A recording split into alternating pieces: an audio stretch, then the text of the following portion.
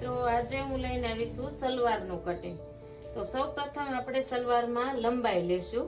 લંબાઈમાંથી 7 બાદ કરશું અને લંબાઈ પ્લસ દોઢ કરશું। લંબાઈ પ્લસ દોઢ, પછી આપણે લેશું મોળીનું માપ। ધારો કે આપણી મોળી 15 છે તો 15 ના અડધા 7.5 પ્લસ દોઢ, અહીંયા કરતા અડધો ઇંચ વધારે આપણે અહીંયા લેશું। અહીંથી આમ ક્રોસ આપી દેશું, અહીંથી સીધી લીટી। હવે આપણે લેશું જોડાનું માપ। તો સીટના માપના 3 ભાગ કરીને આપણે જોડાનું માપ લેશું। તો ધારો કે આપણી સીટ 39 ની છે તો 3 ભાગમાં 13 આવશે। 13 પ્લસ દોઢ,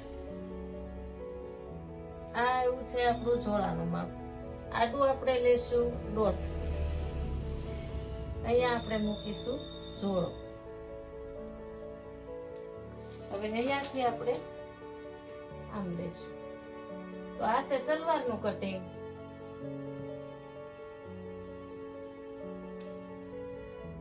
હવે આપણે સલવારને કાપીશું।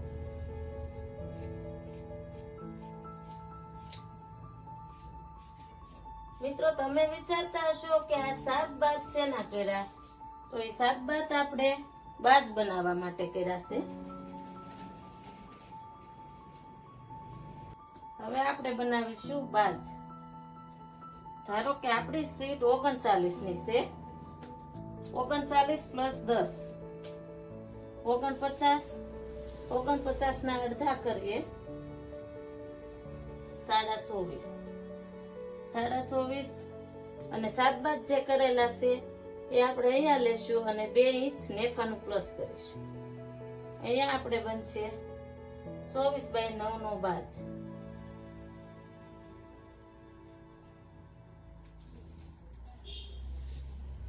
આ છે બાજ।